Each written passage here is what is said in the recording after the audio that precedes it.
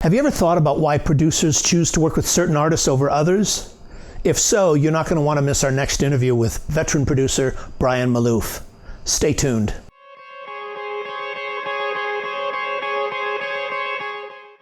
Hey, it's Ritch Esra from MUBUTV. We're coming to you live from Muse Expo in Hollywood. This channel is dedicated to artists, bands, musicians, and music industry professionals of today and tomorrow.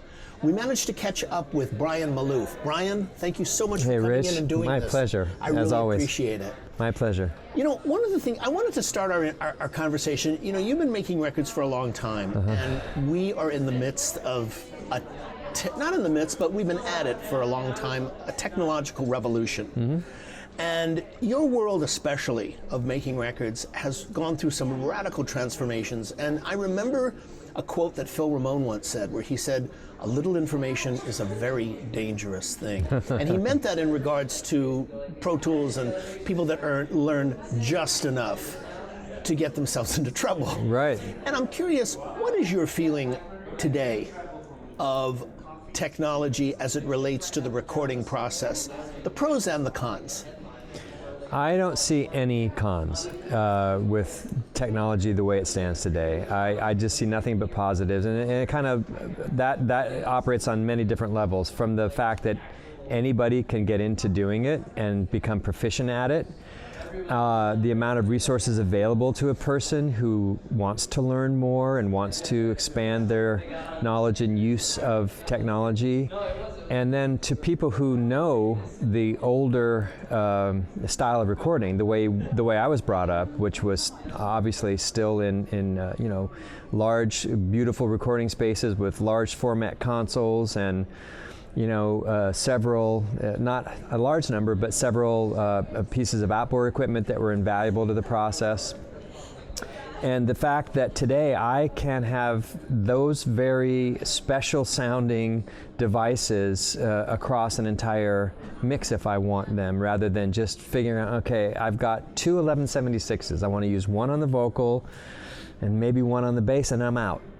And so, you know, this idea that we have modeled, the capability of modeling real classic pieces of gear and hand-picking the best sounding one out of a dozen maybe that you've found as a software company. So they've maybe unearthed six Fairchild 670s, let's say. And then they can, you know, get some golden ears people in there, which they do, people who used these devices in the past, and actually make exact replicas of these priceless pieces of gear and sonic replicas of them that we can use as many instantiations of which we please. Is just, I can't imagine going back to any analog world and being as happy as I am in the digital world that I'm in.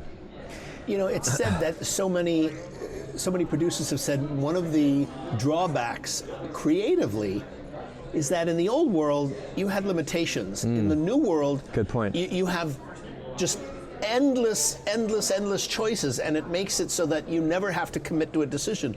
Do you find that can be a creative impedance in your work sometimes? It's a really good point, and there was an exercise back when I was in school in a composition class, whereby the professor was having us in stages expand our limitations. So we'd start off and the professor might say, well, you need to come up with a beautiful melody using these 5 notes and only those 5 notes. And that kind of exercise in limitations really was an exercise in expanding your imagination, wasn't it? And I mean, that was the point that he was trying to make, and that has stuck with me. When I talk to young people about it, and I'll tell you another story where it can really hurt, and I'm going to name names because I don't think he'd mind. So you know Steve Porcaro. Sure. And I was working with Steve and a few of the other guys in Toto, and it was 1984 maybe, 84, 85, and at that time Porta Studio had just kind of burst onto the scene, whereby you had well, he didn't need that, but he started with that, and then they I don't know if you remember Toto Studio, but it became a major league 48-track. Sure. But he started off with this small machine that allowed him to multi-track, and he just started getting. Now he had written Human Nature the year before, which was a brilliant song. And he was talking to me about how he's got this Porta Studio now, and he's doing this and that, and he's experimenting with sounds. And I'm thinking to myself, oh shit, he's going down the rabbit hole here of a technology and getting away from composition, which was a danger. And I was really not bashful with him. I said, Steve, you got to forget all that stuff. It's fun. But write the song for, and here I am, a kid. Like I couldn't believe I was saying that to him, but I cared about him so much that I loved that whole family. And I really warned him against this technological soup that he was kind of diving headfirst into. And with the fact there's no track limitations and all of these things, you can keep an idea forever and ever. It can be a difficult swamp if you're not really attuned to what you're going for first. And I think that when it comes time to mix, I send out a sort of prep sheet or cheat sheet for people who are going to deliver files to me to mix. And in that sheet, I say, you have to get rid of everything you don't want in your mix. So at that point in time, people have to make decisions. And so by the time I get it, it's a pretty weeded out piece. So I have not experienced lately this situation that you describe where people have got too many things going on. But I remember at the very beginning of the Pro Tools hard disk recording revolution, when Pro Tools first started, you couldn't record into it. You could manipulate sound after it was already recorded, but it was a workstation that only allowed you to manipulate audio that had already been recorded on tape. So when you were able to start recording into the computer, I would get, it would take me 2 days just to sort through the mess that I was delivered, and that has gone away completely. This was 15 years ago. Yeah, exactly. Yeah. I want to switch gears for a moment and talk about the production process, but from a creative and a personal end. When you are going to consider taking on a record that somebody has come to you and you don't know them, I'm curious, beyond the music, you love the music, but what other considerations beyond creative make you say, yes, this is something I want to do, or this isn't for me? If I don't think I can bring something valuable to the project, I won't take it. Okay. And I recognize what I do, and I recognize what's needed. And if I don't think that it's a match, I won't take their project, because they'll be disappointed and it won't end well. So I really judge everything in terms of, can I add something useful? Can I add something positive? Can I make this better with my skill set? Am I going to fill in a gap that is missing? And if not, I'll just tell the client. A lot of times I'll tell them, look, you're doing great, but what you need isn't my specialty, and it isn't my wheelhouse. So that's the only thing that stops me. There was a quote that I love to repeat to people. I was in London once, and I was meeting this A&R person. I had an artist, I think, and I was shopping this artist at the time that I had produced. And I wanted to play it for him. And I played it for him, and he says back to me as soon as the track is over, he goes, wow, I really, really liked that. But let me warn you, I really like a lot of things. What he was saying was, that his tastes were very kind of gentle. Like, he wasn't a real snob. Like a lot of people I've come across in my lifetime, like, they love this, but they hate that. And this guy was saying to me, I like a whole bunch of things. Doesn't mean I'm going to sign this, that I like it enough. And it kind of gives you a pillow to fall on. And I just laugh because I kind of think of myself that way. I tend to find something I like. If it's a well-constructed song, if it's got a message that resonates with me, if it's got a melody that I think was clever, or I think was, wow, that went somewhere I didn't think it was going to go. Chord changes the same way, a good groove makes, if I can't sit still, there's lots of things that I find that I can like. And I love music so much, and I love the making of music so much that I'm not a snob when it comes to judging something. So I'm not looking at your project going, oh, that's not good enough for me. I'm looking at your project and wondering, am I good enough for it? Let me ask you about that on the personal end. Are there certain personal, non-creative aspects that you look at, or warning signs that may come up that you may say, I don't know if I want to get into this, or this may not be right for me? I've asked this question of A&R people before, and they say they definitely have a certain criteria of people, that things that they want to look at and don't want to take on. So I'm curious, as a producer, if you have that.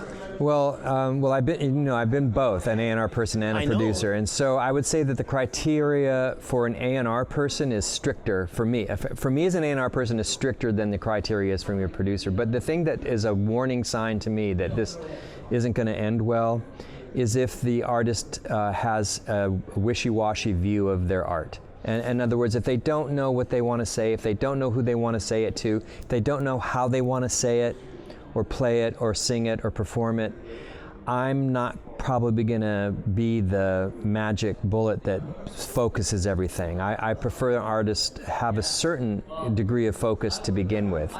I think I'm good at making it more of a laser point, but if it's too broad a spectrum of light, then I don't think in the time I have with an artist producing maybe 4 songs, we don't really produce 10 songs anymore. You produce 1, you produce 2. 4 is a big number in today's world. 4 is the new 10. 4 is the new 10. You're exactly right. Yeah. So in the amount of time you have with an artist to focus in only 4 songs, it can't be overwhelming, or I wouldn't succeed. So I look for that.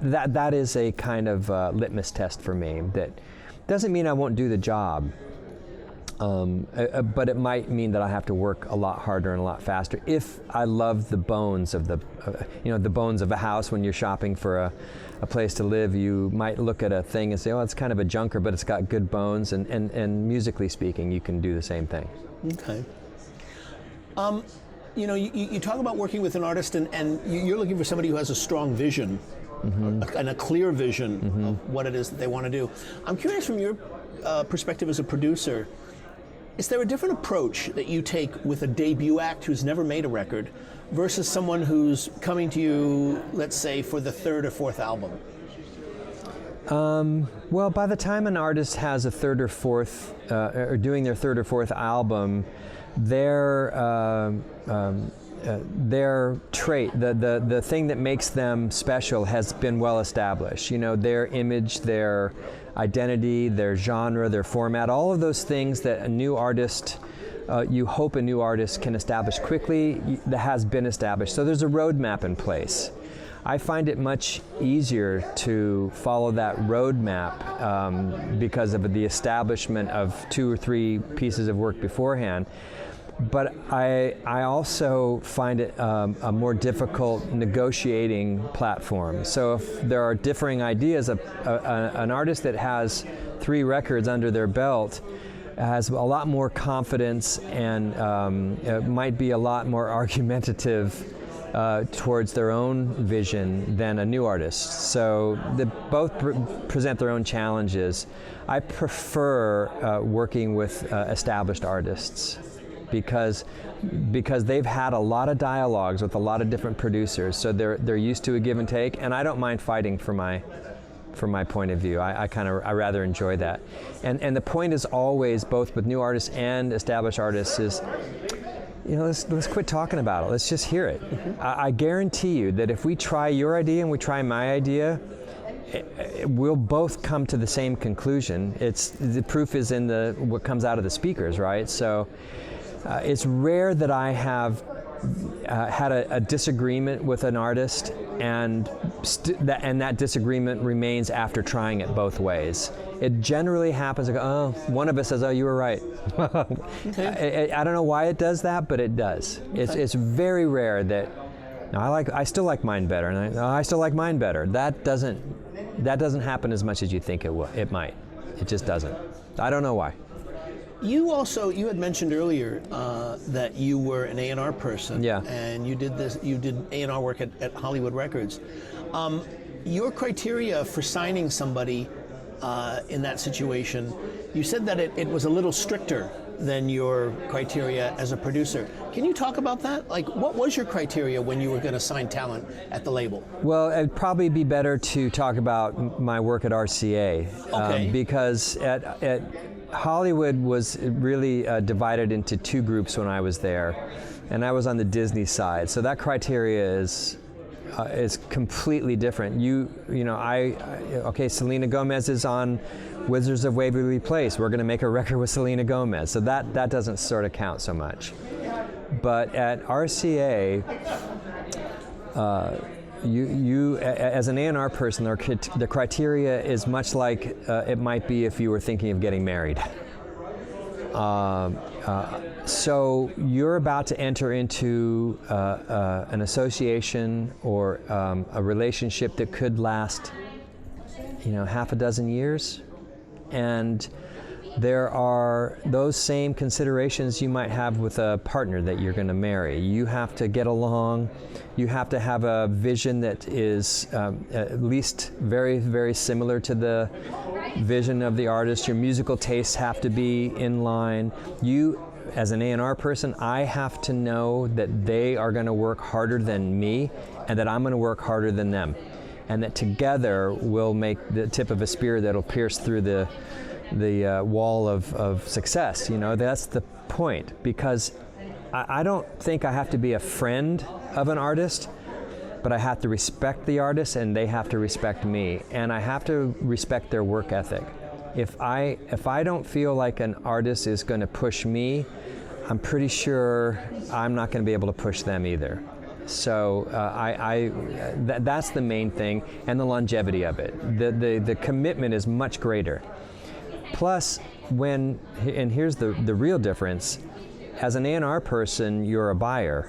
You're spending money on a risk basis, but as a producer, you're being paid money, and it's the artist's risk. So the buyer-seller relationship changes everything, and so it becomes much more crucial for me to know that I'm investing my company's money in a worthwhile artist, because you don't get to do that unsuccessfully for very long.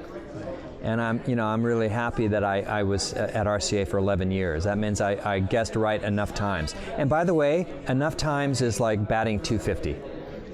That's about as good as you can do as an A&R person. Right. So it's my old boss Bob Jamerson used to say, hey, 250 gets you in the Hall of Fame if you're a baseball player. Think about it, And so every time you step up to plate, you really gotta pick your pitches.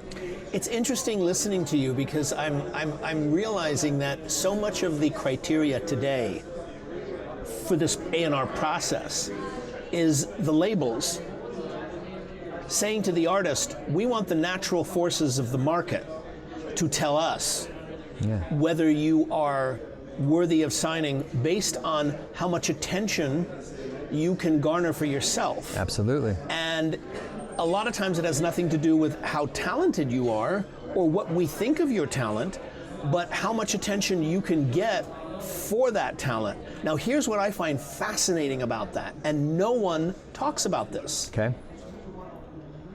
In the days when you did A&R, and the days that I did A&R for Eresta, you signed 100 artists, 10 or 12 of them were successful.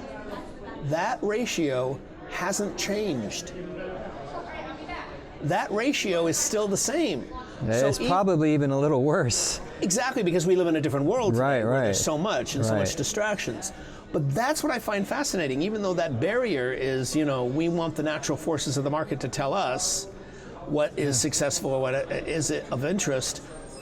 the success ratio of, you think that would prove that there's a market for it or the beginnings of one, isn't really the reality. What's your sense of that? Well, you're absolutely right. I think part of it is just the mercurial nature of the public. And also, it is difficult to even get a small audience, and every indicator might say that there's something. I'm kind of going through this right now, actually, with an artist who's all of a sudden going to get several offers, and they have done their homework with a track and they've built it up, and you can see the video going up and up and up. There are forces at work in the marketplace today, in the world today, that were the same 25 years ago, that conspire to either prop up the artist and the work overall or force it downward. That might have nothing to do with the quality of the work, the quality of the song, even the initial reaction to the song that you can see evidenced by the building of a video on a platform that's the minor leagues, shall we say. I think it's those outward forces that are, you could say it's the way the stars lined up. You could say it's the artist sometimes is their own worst enemy. So while an artist might be really good at creating music and creating a sound and making a compelling video and kind of getting off the starting blocks and around the first lap, from that point forward, there's 10 critical decisions a day that have to be made between the artist and his team, the artist and manager, artist and producer, artist and A&R guy. Each one of those 10 decisions has a very small window of a margin of error. So if you make the right call 8 out of 10 times, you're probably going to keep going up. But if you make the wrong call only maybe 6 out of 10 times, that's going to sink you. And it's true of any business, right? Any head of any corporation is faced with maybe 25 critical decisions about that business a day. Whether they go the right way or the wrong way, it's interesting to watch that O.J. Simpson documentary, not the documentary, but the drama. Yeah, People versus O.J. Yeah, and you could see Marcia Clark and Chris Darden making decisions. You could see Johnny Cochran making decisions. In hindsight, obviously, we could say, "Oh, that was the wrong call," and we're only seeing a small part of that. And then Johnny Cochran, "Oh, that was the right call. He was right. They were wrong." They're both smart. They're both, educated. They're all, think they're right. They're all fighting for the same thing. The difference is the small margin of error and the right and the wrong decisions to do with the business side of things. For instance, the decision that this artist has to make between which label to go with, which marketing company to hire if you don't get a label, which manager you choose to help you with your career. All these decisions become critical and go above and beyond what the song is actually doing for you right now, because that's just the first lap. I used to tell artists, look, on the day that they'd sign this, congratulations, you've just hit the starting line. And from then on, it's a real a small number of people that make all the right decisions, and that's why that will never change. You mentioned before our interview that you're teaching an artist management class, and I'm curious what the role of artist managers today has become transformed from what it was 30 years Absolutely. ago. Today, managers have a lot more power, because a lot more responsibility of dealing with the talent. In your experience, what is the greatest challenge that artists face when, I guess, dealing with the beginnings of their career? What do you find are the things or the mistakes, let's say? What would you say, in your experience, are the biggest mistakes you're finding that artists are making? And you alluded to it in our last question. Yeah, I mean, obviously this decision making, but I think the biggest mistake an artist can make is to lay back from live performance. in this world that guards us with methods for making people sound unnaturally good, shall we say, artists might wish to shy away from playing in front of real people. The reason that's so important is because the audience has to, there has to be a show. There has to be an entertainment value. That doesn't come naturally to everybody, but it is something that can be learned. So I think artists need to, just like writers need to read books, artists need to see a lot of other artists perform. They need to perform themselves a lot. I strongly encourage artists, if they can, play 3 nights a week, 5 nights a week if they can do it, and see how their material goes over with the people that are sitting in the seats in front of them. It's instant feedback, and it's a learning experience that cannot be shortchanged, or there's no shortcuts for it either. You can't sit in front of a mirror or in front of a video camera that can then be edited. You can't lip sync and then get over in front of a crowd. You can't be with your guitar in a kitchen and have a video that gets 8 million views and know that it's going to translate into the real world. And I hate to put it this way because it's so old-fashioned sounding, but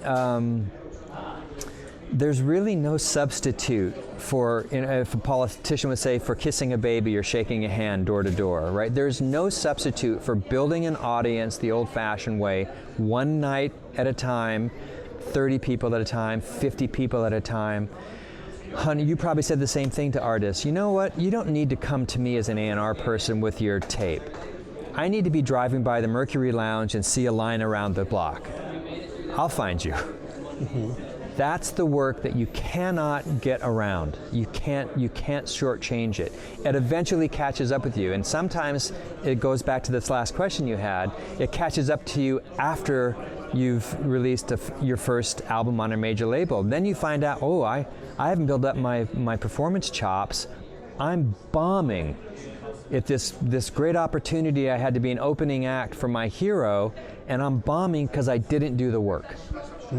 Okay. And that's a bad feeling. Yeah, and that it is important. And the other thing is, and everybody probably says this till the cows come home, you have to approach songwriting as a job. It can't be the thing like, well, I woke up today and I just don't feel it. I'm gonna go swimming in the ocean, and then I might go hiking with my dog, and I'll leave the writing to tomorrow. You wake up, you take a shower, you go for a jog, you try to change your mindset, you go sit down at 10 o'clock in the morning in front of your rig and you write something. I don't care if you throw it out tomorrow. I don't care if you throw it out at the end of that 3-hour time in front of your keyboard or your guitar or your rig, but you do it. And you have to approach it like it's a job, or you won't get the discipline that you need to be a real creator. John Lennon, sometimes things come, and this is a bad quote, I'm paraphrasing, he would say, sometimes things come to you and you're a conduit and it takes 10 minutes and a song has come out. Most days, he says, I'm a craftsman. I'm a woodworker in my shop, and I go in there and I try to hammer something out. That's the nature of creativity. Mm-hmm. Randy Newman, I interviewed once, who said the same thing. He said, I go at it every day, but he said, I don't get something every day. No. And he says, but I stay with it. I stay with it, and it's very painstaking. Jackson Browne told me the same thing. He said, it's why I've only made 9 albums in 40 years, because it's so difficult to, he says, I marvel at these people like Prince and Stevie Wonder. Oh yeah, we have vaults of, unreleased stuff, and it's, some people it just flows and flows, and other people it's it's hard, and it's hard work. And you look at, Joni Mitchell or it's that stuff just doesn't automatically. It's not, the faucet's not always on. It's a really rare talent that can be that prolific. Brian, final question. Okay. Can you give us any sort of final advice or guidance for artists on the writing process when selecting material for their records or for recordings? The one thing that, again, and I don't know how to explain this, but is as true as the fact that this is a chair that I can sit on. If somebody in your team says, you know what, write one more song, go write it. And be pissed about it if you want, but go write the last one. For some reason, that's always the magic one. And even if you're convinced in your heart of hearts that you have your first single, you have your second single, you have your third single, and you can't top what you've done, go in and write one more. It almost always beats the band. Okay, thank you so much for doing my this. pleasure. I really appreciate it. Rich, it was my pleasure. Again. Great to see you. Great to see you too, Brian. Thank you. Thank you. Hey, this is Ritch Esra at MUBUTV. Thanks so much for watching this episode. We'd love to get your comments, so be sure to leave them below. And make sure that you like and share the video as well. If you like this video, or if you're new to MUBUTV, we'd love to have you subscribe. So be sure to hit the subscribe button below. And also, make sure that you hit the notification bell so that you can get notified by email every time we put out a new episode. And finally, we need to hear from you. We need to know what kinds of content and guests you're interested in at MUBUTV. So keep it tuned to your trusted source, MUBUTV, Music Business Television.